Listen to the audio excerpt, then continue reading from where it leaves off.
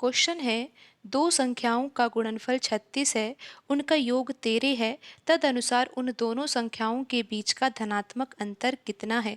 तो यहाँ पर संख्या नहीं दी हुई, लेकिन संख्याओं के बारे में कहा गया है कि उनका गुणनफल 36 है। तो यहाँ पर हम दो संख्याएं मान रहे हैं, एक x और दूसरी y, और संख्याओं का गुणनफल कितना है, 36 के बराबर है। और आगे दिया हुआ है कि उन दोनों संख्याओं का जो योग है वो कितना है, 13 के बराबर है। तो यहाँ पर अब हम ये पता लगाते हैं कि x और y के स्थान पर हमें क्या लेना चाहिए जिससे गुणनफल कितना आ जाए, 36 आ जाए। तो हमें इसके लिए 36 के गुणनखंड करने चाहिए। 36 का गुणनखंड यानी कि हम 36 को लिख सकते हैं 1 गुणा 36, लिख सकते हैं ना। 36 को और क्या लिखा जा सकता है, 2 गुणा 18 लिखा जा सकता है। 36 को लिखा जा सकता है 3 गुणा क्या लिखा जा सकता है, आप बता सकते हो। 3 गुणा क्या लिखा जाएगा, 12 लिखा जाएगा।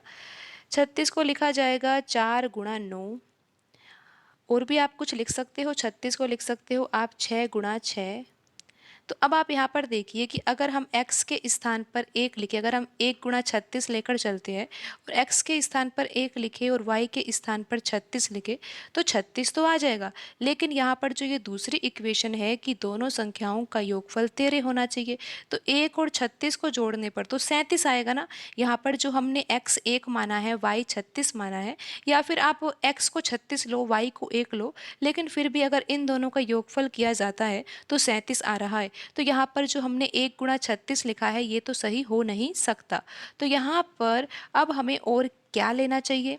आप यहाँ पर देखोगे कि अगर हम यहाँ पर 2 और 18 लेते हैं तो 36 तो आ जाएगा, लेकिन फिर 2 और 18 को जोड़ने पर 20 आएगा, लेकिन हमें आवश्यकता किसकी है, 13 की। तो 13 किससे आएगा, यहाँ पर जो ये 36 लिखा हुआ है 4 गुणा 9, तो अगर हम x के स्थान पर 4 लिख दे और y के स्थान पर 9 लिख दे तो 4 गुणा 9 36 हो जाएगा, और 4 और 9 को जोड़ा जाएगा तो 13 आ जाएगा। तो यहाँ पर अगर हम x की वैल्यू 4 लेते हैं और y की वैल्यू 9 लेते हैं तो यहाँ पर ये दोनों इक्वेशन संतुष्ट होती है।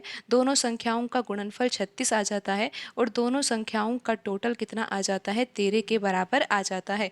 तो यहाँ पर अब आपको ये पता लग ही गया है कि संख्या या तो x बराबर 4 होगा या फिर x बराबर 9 भी हो सकता है। यहाँ पर आप ये भी लिख सकते हो x बराबर 9 और y बराबर 4, ऐसा भी हो सकता है। कोई इसमें अंतर वाली बात नहीं है कि यहाँ पर हम x को ही 4 क्यों ले रहे हैं, क्योंकि हमने तो गुणा किया है। गुणा में आप 9 गुणा 4 करोगे तो भी 36 ही आएगा वो तो यहाँ पर अब प्रश्न में पूछा गया है कि दोनों संख्याओं के बीच का धनात्मक अंतर कैसे निकलेगा, बड़ी संख्या में से छोटी संख्या को घटाकर। अब चाहे x छोटा हो चाहे बड़ा हो, हमें तो क्या करना है, बड़ी संख्या में से छोटी संख्या घटानी है।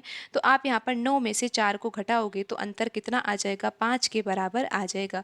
तो यहाँ पर जो संख्याएं पूछी गई थी कि दो संख्याएं कौन सी है, एक संख्या 9 है और दूसरी संख्या 4 है। और फिर उसके बाद पूछा तो ये गया था कि दोनों संख्याओं के बीच में जो अंतर है वो धनात्मक अंतर कितना है। तो बड़ी संख्या में से छोटी संख्या घटा दी, तो आंसर आ गया यहाँ पर 5, और यहाँ पर ऑप्शन सी जो है वो सही रहेगा।